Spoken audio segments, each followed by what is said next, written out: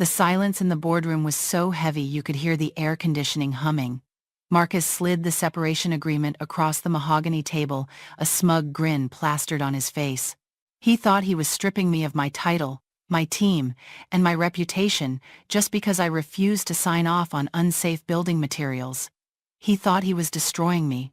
But he didn't notice the small red light blinking on my laptop, or the time-stamped safety logs I'd just uploaded to the federal server. He thought he was firing me. He didn't realize he was unknowingly testifying against himself. Before I reveal how one signature toppled a billion-dollar construction empire, let me know where you're watching from in the comments. And if you've ever had a boss who asked you to compromise your integrity, hit that subscribe button. You're going to love how this collapses. My name is Elena Vance, and for 22 years, I have served as the structural conscience of Chicago's skyline.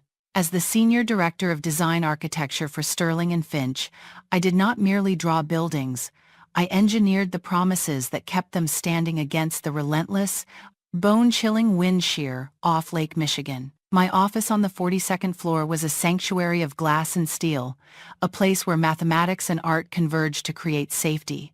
I knew every bolt, every weld, and every potential stress fracture in the 25 skyscrapers I had commissioned. To me, a building was not an asset class or a line item on a spreadsheet.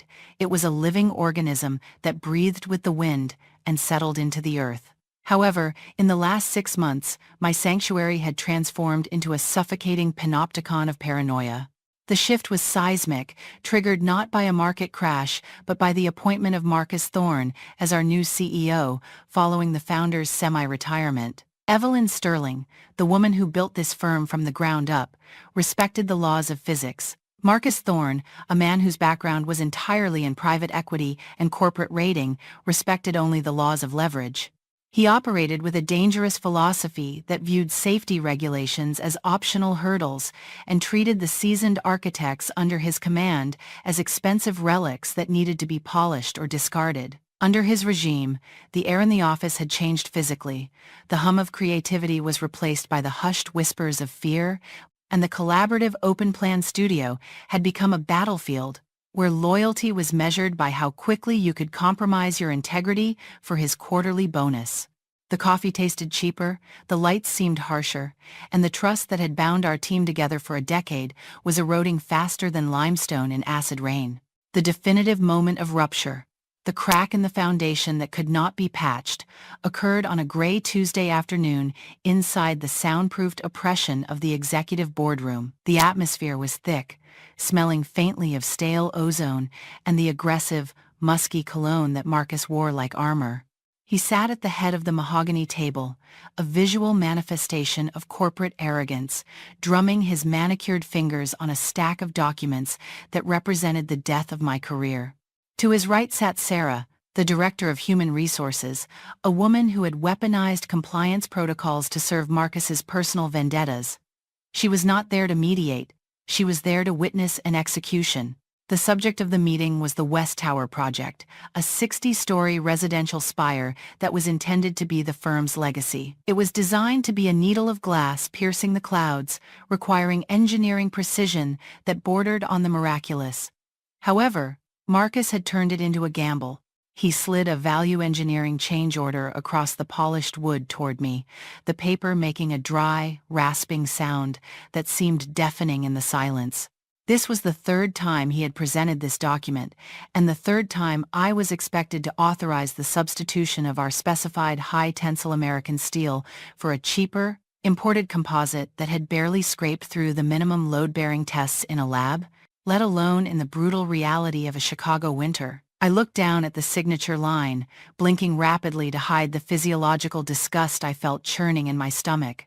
The paper felt heavy, like a slab of lead. Marcus broke the silence, his voice smooth and laced with a patronizing warmth that was far more terrifying than shouting. He explained that my rigid adherence to outdated specs was costing the firm $2 million in net profit, money that he claimed was necessary to save jobs in other departments. It was a manipulative lie, calculated to make me feel responsible for the livelihoods of my colleagues. He leaned forward, his eyes locking onto mine, and delivered the ultimatum that he had clearly rehearsed in front of a mirror. He told me that he valued my history with the firm, but history does not pay the overhead. I had until Friday morning to sign the order and get on board with the new vision. Or he would be forced to accept my refusal as a resignation of my duties due to performance incompatibility. Sarah scribbled something in her notebook, the scratching of her pen acting as a punctuation mark to his threat. They weren't just asking me to cut costs. They were asking me to sign a document that would inevitably lead to a structural failure. I could see the future as clearly as a blueprint. The wind picking up in November, the oscillation of the tower exceeding the dampeners, the microscopic fractures in the cheap steel expanding, and then, the catastrophic collapse. When that building cracked 10 years from now, Marcus would be retired on a yacht in the Mediterranean, and my signature would be the one on the indictment for manslaughter.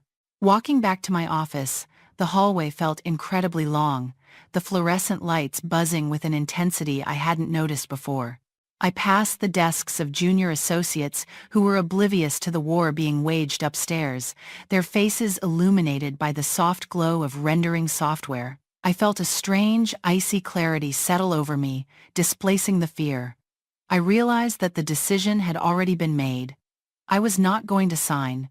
But simply refusing and being fired was not enough. That would leave the West Tower vulnerable to the next architect Marcus bullied into submission. He would simply replace me with someone younger, hungrier, and less ethical. I needed to do something that would insulate my team and expose the rot before it could be buried under concrete. I entered my office and closed the door, locking it for the first time in years. I sat at my desk, my hands resting on the cool glass surface, and looked at the city outside. I wasn't just an employee. I was a guardian of public safety.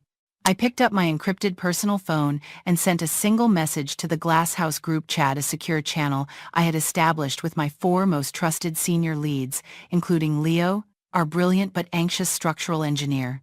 The message was simple. The wind is too high. Initiate Protocol 0. Protocol 0 was not a dramatic spy maneuver.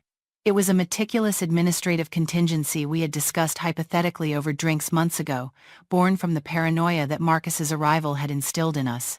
It meant the complete, lawful extraction of our personal intellectual contributions and the preservation of evidence. For the next 48 hours, we operated in the shadows of the open office. To the casual observer, we were diligently working, perhaps even harder than usual. In reality, we were securing our defense. The tension was suffocating. Every time a manager walked by my desk, my heart hammered against my ribs, but my face remained a mask of professional concentration. We did not steal company property.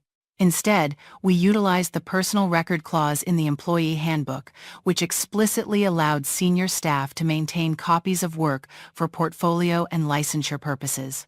We archived every email where we objected to the material changes. We saved the raw data logs from the structural simulations that proved the cheaper steel would fail under high wind loads. Most importantly, Leo ensured that these logs were timestamped and hashed onto a private, external blockchain ledger, a technology Marcus barely understood and certainly didn't know how to monitor. We were building an immutable digital fortress, brick by digital brick, ensuring that when the narrative war began, we would have the only weapon that mattered, unalterable truth. Thursday night was the longest night of my life. The office was nearly empty, save for the cleaning crew and the hum of the servers. I sat with Leo in the server room, watching the progress bar of our backup. He looked terrified. Leo was a man of numbers, not intrigue. He had a daughter in college and a mortgage that kept him awake at night. "Elena," he whispered, the sound barely audible over the cooling fans. "If they catch us doing this, they'll say it's espionage. They'll ruin us." I put a hand on his shoulder, feeling the tension in his frame. "They will try to ruin us anyway, Leo," I said, my voice steady. "If that building goes up with the bad steel, we lose our licenses. We lose our souls. This is the only way we keep both." He nodded, wiping sweat from his forehead, and hit the final execute command. The data was safe. We were ready. Friday arrived with the heaviness of a funeral. The sky outside was a bruised purple, threatening a storm that matched the tension inside. I arrived at the office at 8 a.m., carrying a single cardboard box. I watered the plants, organized my physical files, and waited. The mundane nature of these tasks felt surreal, a pantomime of normalcy performed on the edge of a cliff. At 8:55 a.m., Marcus was in his weekly State of the Union meeting, broadcasting his projected profits to the regional directors via video conference. I could hear his voice booming through the thin walls, boasting about efficiency and innovation. At 9 a.m. sharp, the notifications began to ping. I submitted my resignation letter via the HR portal. 3 seconds later, Leo submitted his. Then Chloe, my junior architect. Then David. Then 5 others. 10 resignations, synchronized to the minute, decapitating the entire senior design division of Sterling and Finch in a single heartbeat. The silence on the floor was instantly shattered by the sound of confusion, phones ringing, and the frantic clicking of keyboards as the news spread like a digital virus. The reaction from the C-suite was visceral. Within minutes, the real Sarah, the HR director, appeared at my office door, her usual mask of corporate politeness completely dissolved. She was flanked by 2 building security guards, large men who looked uncomfortable being used as tools of intimidation. Her face was flushed with panic, her eyes darting around the room as if looking for stolen goods. She didn't ask why. She knew why. She simply barked that my resignation was accepted effective immediately and that I was to vacate the premises instantly. She demanded my laptop and badge, her hands shaking slightly as she reached for them. I handed them over with a calm that seemed to infuriate her further.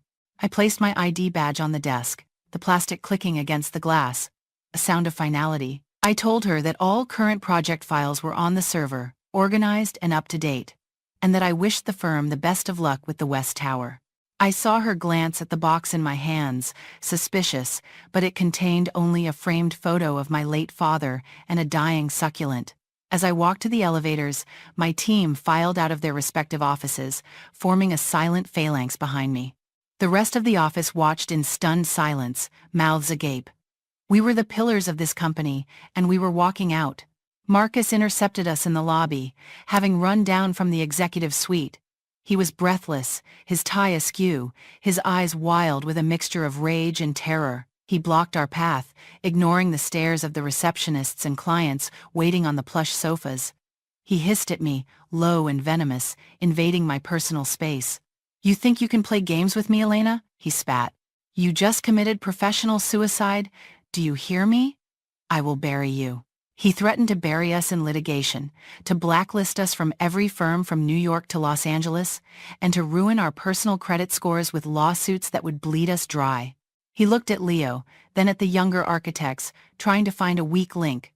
"Walk out that door," he threatened them, "and you'll never draw a bathroom stall in this town again." I stepped between him and my team. I looked him dead in the eye, maintaining the composure he had lost. "We aren't playing games, Marcus," I said softly. "We are refusing to play yours." I stepped around him, the automatic doors sliding open to welcome us into the cold, clean air of the street. We didn't look back, but as the doors closed, I saw him standing there, a small man in a large lobby, realizing his power had just walked out the door. But Marcus was not a man who accepted defeat, he was a man who escalated. We had anticipated anger, but we had underestimated his capacity for vindictiveness. In the week that followed, the silence from our professional network was deafening. I reached out to a few headhunters I had known for years, people I had lunched with, people whose careers I had helped build. I was sent directly to voicemail. Emails bounced back or went unanswered. It wasn't until a friend at a rival firm invited me for a discreet coffee in a suburb far from the business district that I learned the extent of Marcus's scorched earth campaign. He hadn't just fired us in his mind, he was rewriting history. He was telling clients, developers, and the city permitting office that our team had been purged due to gross negligence and safety oversight failures. He was projecting his own reckless cost-cutting onto us, painting us as the ones who had tried to compromise the building's integrity. It was a brilliant, evil narrative. The heroic new CEO stepping in to clean house and remove the dangerous elements. If this lie took root, we wouldn't just be unemployed, we would be unhirable liabilities. The fear in my team was palpable. We gathered in my living room, which had become our makeshift command center. Papers were strewn across the dining table, laptops open, coffee cups piling up. Leo was pacing, terrified that he would lose his engineering license if these rumors sparked an investigation. The younger architects were looking at their student loan balances with dread. Chloe, the youngest of us, was in tears. "He called my references," she sobbed. "He told them I was insubordinate. I can't even get an interview for a junior drafter position." I felt a surge of protective anger. Marcus was trying to starve us out. He knew we couldn't sue for defamation. He had deeper pockets and could drag a lawsuit out for years until we were bankrupt. We needed to flank him. We needed to go directly to the source of his power, the clients. Our non-compete and non-solicitation clauses were strict. We couldn't ask for business, but they didn't forbid us from basic professional courtesy. We initiated the farewell tour. We split the client list and began making calls from our personal devices, not to pitch, but to say goodbye and thank them for the relationship. My target was Mr. Cheng, the billionaire developer behind the West Tower.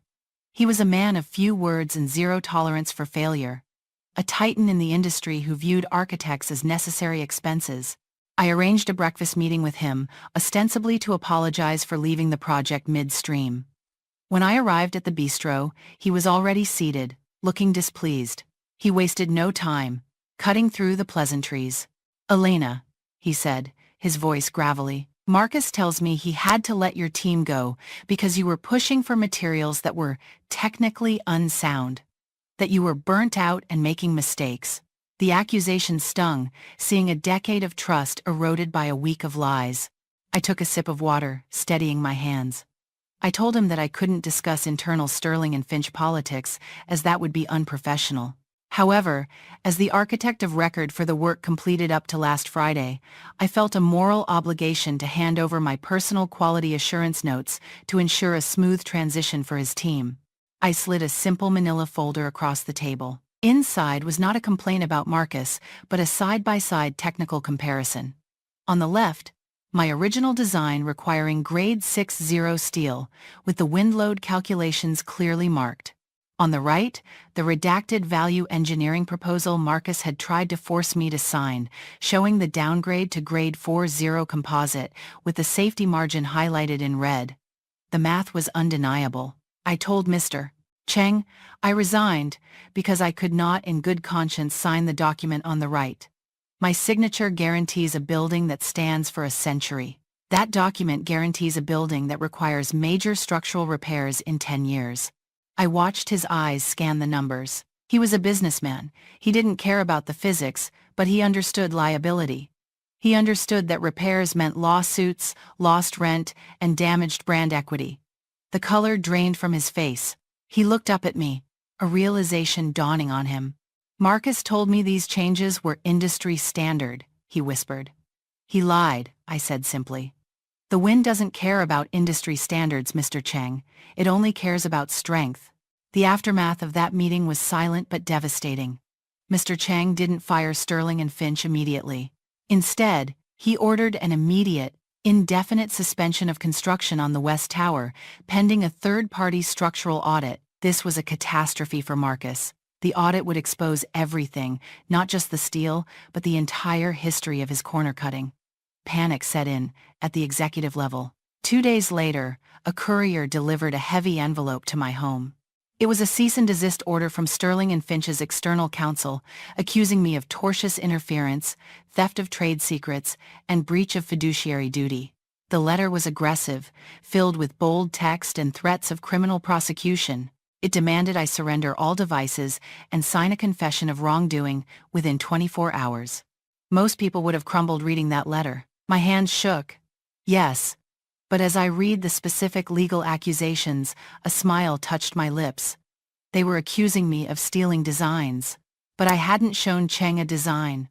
I had shown him a safety spec, which is public regulatory data. Marcus was bluffing.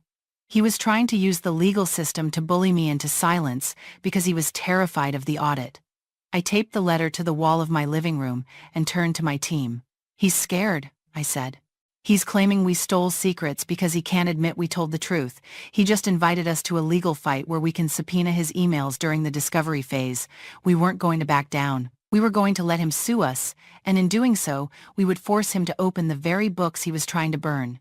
The trap was set.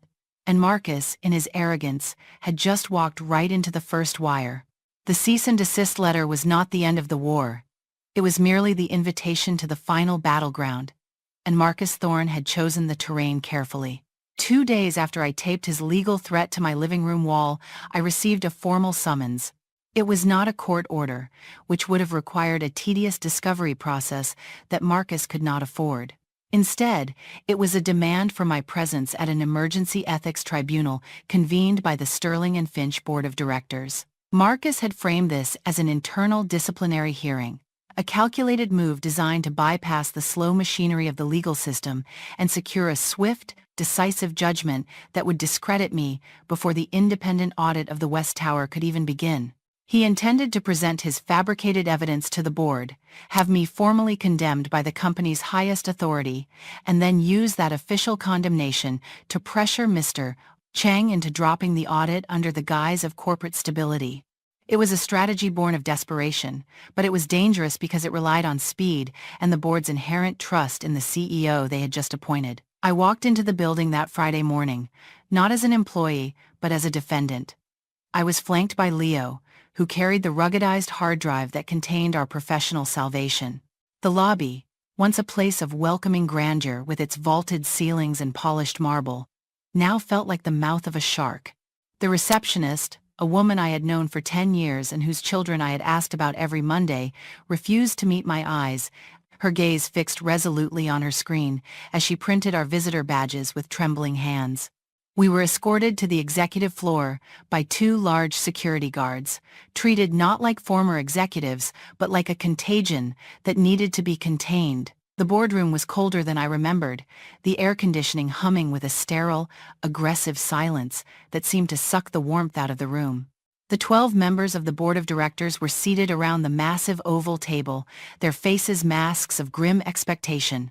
These were people who understood balance sheets, stock buybacks, and quarterly dividends. They did not understand load-bearing walls or sheer stress, and Marcus had undoubtedly spent the last 48 hours poisoning their perception of me with financial fear. Marcus sat at the head of the table, flanked by Sarah, the HR director, and a team of external lawyers who looked like sharks sensing blood in the water. He didn't look like a man under siege. He looked like a man who had already won. He gestured to 2 empty chairs at the far end of the room, isolating Leo and me from the rest of the group, a subtle psychological tactic to make us appear as outsiders. As we took our seats, I placed my hands on the table, feeling the cool vibration of the wood, grounding myself against the wave of hostility emanating from the other end. I did not look at the board, I looked only at Marcus. He offered a thin, predatory smile, the kind a poker player gives when he is holding 4 aces and waiting for the opponent to bet the house. He opened the proceedings not with a question, but with a speech that was a masterclass in corporate gaslighting, painting himself as the victim of a vindictive, burnt-out executive who was willing to destroy the company's reputation to soothe her own bruised ego. "Ladies and gentlemen of the board," Marcus began, his voice smooth, practiced, and dripping with faux gravitas. "We are here today to address a grave betrayal. Elena Vance did not simply resign. She orchestrated a campaign of corporate sabotage designed to paralyze our operations and steal our most valuable clients. But worse than the theft of business is the theft of truth." He paused for dramatic effect, clicking a silver remote that lowered the projector screen from the ceiling. "Miss Vance has told our client, Mr. Cheng, that I ordered the use of unsafe materials. She claims she refused to sign off on these orders. But the data, the immutable, digital record of this company, tells a very different story." A spreadsheet appeared on the screen, dense with rows of data, login times, and procurement codes. My heart skipped a beat as I recognized the interface. It was the internal procurement log for the West Tower project, the central nervous system of our operations. Marcus used a laser pointer to circle a series of entries dated 2 weeks prior, the red dot trembling slightly before steadying. "These logs show that the order for the Grade B composite material was not initiated by me," he said, his voice dropping to a grave whisper meant to convey profound disappointment. "It was initiated by Elena Vance's own user account from her own workstation, approved with her digital signature. The timeline is irrefutable." The room erupted in a low murmur of shock. I stared at the screen, analyzing the fabrication. The entry was there, clear as day. User E. Vance. Action. Authorize material substitution. Date. October 14th. Time. 2 p.m. It was a perfect forgery. Marcus hadn't just deleted my refusal. He had inverted reality. He continued, building his momentum. Sensing the board was swaying to his side. I believe Miss Vance ordered these cheaper materials herself to artificially inflate her project budget surplus, hoping to secure a larger year-end bonus. When I discovered this safety violation and confronted her, she panicked, resigned, and is now trying to frame me to cover her own negligence. Sarah, the HR director, stood up to corroborate his lie, acting as the bureaucratic hammer to his anvil. She opened a folder and produced a timesheet report. I can confirm, she said, her voice trembling slightly, but clear enough for the record. Building security logs show Miss Vance was clocked into the building and active on her terminal at the exact time these orders were placed. Her IP address matches the command. There is no evidence of administrative tampering. The trap was elegant and lethal. They had the what and the where, and they had fabricated the who. The board members turned their eyes toward me, their expressions shifting from skepticism to disgust. I was no longer the whistleblower. In their eyes, I was the arsonist shouting fire to cover my tracks. I sat in silence for a long moment, letting the accusation hang in the heavy air. I watched Marcus, watching the way he straightened his cuffs, the way his chest heaved slightly with the exertion of his performance. He believed that digital logs were the ultimate truth because he was a man of finance, and in finance, the ledger is God. But he was not an engineer, and he was certainly not a coder. He did not understand that a digital log on a centralized company server is only as trustworthy as the administrator who controls it. He had fallen into the classic trap of the arrogant, assuming that because he held the keys to the castle, no one else could see through the walls. I stood up slowly, smoothing the fabric of my blazer, channeling every ounce of ice I had developed over 20 years of managing crises. I did not shout. I did not pound the table. I simply asked, "May I present my defense? Or has the verdict already been written?" The chairman of the board, a gray-haired man named Arthur who had known me since I was an intern, looked uncomfortable. He nodded slowly. "This is a tribunal, Elena. You have the right to speak. But these logs are damning. You need to explain yourself." I nodded to Leo. He opened his laptop, the sticker of a bridge truss on the lid acting as a shield, and connected it to the boardroom's audio-visual system. The screen flickered, and Marcus's fabricated spreadsheet vanished, replaced by a black screen with lines of green code running down it like rain. "The logs you just saw," I began, my voice steady, projecting to the back of the room, "are indeed from the company's central server. And as the CEO, Marcus has absolute administrative root access to that server. He can edit, delete, or create any entry he wishes, just as easily as typing a sentence in a word processor." Marcus scoffed, waving a hand dismissively. "This is a desperate conspiracy theory. Those logs are encrypted. Encrypted against external threats." I corrected him, locking eyes with him. "Not against the person who holds the master keys. You thought you were rewriting history, Marcus. You didn't know we were recording it in real time." I walked toward the screen. Marcus is unaware that for the past 6 months, the design division has been beta testing a new project management protocol called the Glass House. We didn't trust the stability of the central legacy server, so we mirrored every critical safety command to an external, decentralized blockchain ledger. I saw the confusion on the faces of the board members, so I simplified the concept, using terms they would understand. Think of it as a digital notary public that lives in 1,000 places at once. Once an entry is made, it cannot be edited, deleted, or altered by anyone, not by me, and certainly not by the CEO. It is the mathematical truth. Leo hit a key, and the screen split in two. On the left was Marcus's fabricated log showing me ordering the cheap steel. On the right was the blockchain record for the exact same millisecond. The entry on the right did not say user E. Vance. It said user, admin, root, M, Thorn, origin, Mac, executive, suite, terminal, 1. The room went deathly silent. The evidence was undeniable. The blockchain captured not just the command, but the metadata behind the command. It showed that the order was placed from Marcus's private terminal in the executive suite, using an administrative override to mask his identity as mine. He had spoofed my login, but he couldn't spoof the physical machine he was sitting at.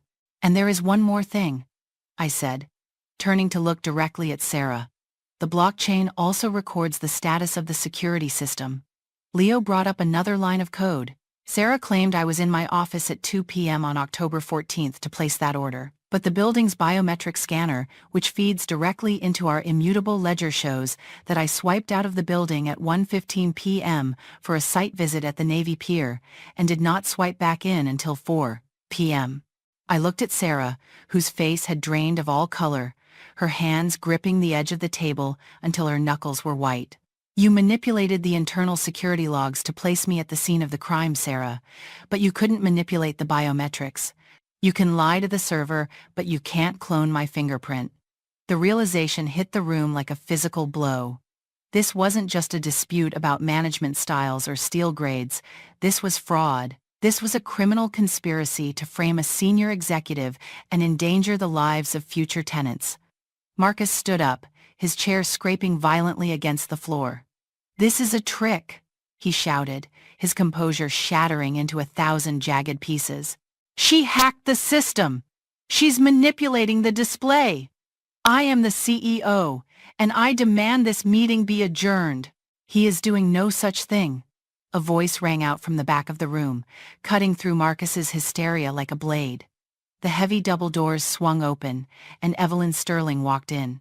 She was leaning on her cane, but she moved with the unstoppable force of a glacier. She had been semi-retired, absent, a ghost in the machine of her own company, but now she was terrifyingly present. Beside her stood two men in dark suits who were distinctly not corporate lawyers. They wore the lapel pins of the Illinois State Attorney's Office. Marcus froze, his mouth opening and closing, no sound coming out. Evelyn walked to the head of the table, ignoring Marcus entirely, and looked at the screen. "I received a copy of Elena's blockchain key 3 days ago," she said, her voice quiet but carrying the weight of 30 years of leadership. "I have spent the last 72 hours with these investigators, verifying every line of code. We found that this wasn't the first time you falsified safety logs, Marcus. It was just the first time you got caught." The air in the room seemed to adhere to Marcus, suffocating him. He looked at the board, searching for an ally, but found only averted gazes. The reality of his situation was crashing down on him. He hadn't just lost a corporate power struggle, he had crossed the line into federal crime. Falsifying construction documents for a high-rise building is a felony. Doing so while framing an employee to cover it up is obstruction of justice and wire fraud. The lead investigator stepped forward. "Mr. Thorne, Miss Jenkins," he said, his tone devoid of any emotion. "We are placing you under arrest for conspiracy to commit construction fraud and falsification of state safety records. We need you to step away from your devices and come with us." The image of Marcus Thorne, the man who thought he could rewrite reality with a spreadsheet being escorted out of his own boardroom, was not triumphant. It was pathetic. He tried to straighten his tie, to maintain some shred of dignity, but his hands were shaking too violently. Sarah was weeping, murmuring that she was just following orders, the timeless refrain of the complicit. As the doors closed behind them, the silence in the boardroom was profound. It was the silence of a fever breaking, the sudden calm after a violent storm. Evelyn slowly took the seat at the head of the table. Her seat. She looked at me, her eyes tired but clear.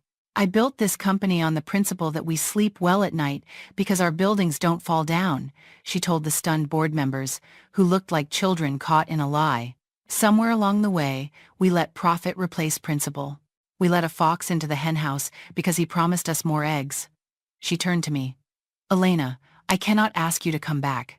The damage this institution has done to you is unforgivable. You were right to leave. But I can ask you to help us tear it down and build it right." The resolution of the conflict did not happen overnight. The Glass House Scandal, as the press dubbed it, rocked the Chicago construction industry for months. The West Tower project was halted, stripped back to its skeleton, and inspected beam by beam. The audit revealed that Marcus had authorized substandard materials on 3 other minor projects, all of which had to be remediated at massive cost to the firm. Sterling and Finch survived, barely, thanks to Evelyn's return and her ruthless purging of the executive ranks, but the trust was gone. As for me, I did not return to my old corner office. The victory in the boardroom felt hollow within those walls. I had outgrown the container. I realized that I couldn't go back to being an employee. Not after I had tasted the freedom of the truth. 6 months later, the snow was melting in Chicago, revealing the gray concrete of the city once again. I stood on the unfinished observation deck of the West Tower, the wind whipping my hair across my face. But this time, I wasn't an employee fighting for permission to do my job. I was the managing partner of Vance & Associates, a boutique firm specializing in forensic architecture and high-safety design. Evelyn had become our first investor, not as a boss, but as a silent partner who understood that the future of the industry lay in the very transparency Marcus had tried to destroy. My team, Leo, Chloe, David, and the others were all there with me. We weren't working in a glass office anymore. We were working on site, in the mud and the wind, exactly where we wanted to be. We had just signed the contract to take over the completion of the West Tower. Mr. Cheng had insisted on it. He didn't trust the Sterling and Finch brand anymore, but he trusted the woman who had saved him from a billion-dollar disaster. The new contract had a special clause, one I had written myself. It stated that every material order, every safety inspection, and every design change would be logged on a public blockchain ledger, accessible to the client and the city inspectors in real time. We called it the Glass House Clause. It was radical, it was expensive, and it was the only way I was willing to build. It was my promise to the city. Nothing hidden, nothing broken. Leo walked up beside me, holding a tablet showing the stress metrics for the new steel beams, the grade A American steel that I had fought for. Load capacity is at 110%, he said, a grin splitting his face. This thing could withstand a hurricane. It could withstand Marcus Thorne. I laughed, a genuine sound that felt foreign after months of stress. I looked out at the horizon, where the sun was reflecting off the lake, turning the water into a sheet of hammered gold. I thought about Marcus, who was currently awaiting trial and had been barred for life from holding a corporate officer position. He had tried to build a legacy on hidden shortcuts and silenced dissent. He thought power came from controlling information. He was wrong. Power comes from the structure itself. It comes from the unglamorous, invisible work of ensuring that the foundation is deep enough to hold the weight of the sky. It's good, Leo, I said, placing my hand on the cold, honest steel of the column next to me. It's solid. The wind howled around us, but the building didn't tremble. It stood firm, rooted in the truth, just like we did. I turned back to my team, who were laughing as they rolled out a new set of blueprints on a makeshift table, weighting the corners down with their coffee cups. All right, I called out, my voice carrying over the wind. Let's get to work. We have a skyline to fix. The journey from the boardroom to the construction site had been agonizing, stripping away my title, my security, and my naive belief that competence protects you from politics. But as I looked at the structure rising around me, I realized that the collapse of my old career was necessary. Sometimes, you have to let the condemned building fall, so you can build something that will actually last. I had walked through the fire of corporate betrayal and come out the other side not as a victim, but as the architect of my own life, and this time, I was holding the pen. Silence is often mistaken for submission, but as Elena proved, it can be the sound of a strategy being built. True power isn't about winning a shouting match in a boardroom. It's about having the undeniable evidence when the dust finally settles. If you have ever had to quietly build your own life raft while a toxic boss drilled holes in the ship, remember, you are not running away. You are simply laying the foundation for something that won't collapse. If this story resonated with you, please hit that like button and subscribe for more tales of workplace justice. Share this with a friend who needs to hear that sometimes the best revenge is simply succeeding on your own terms.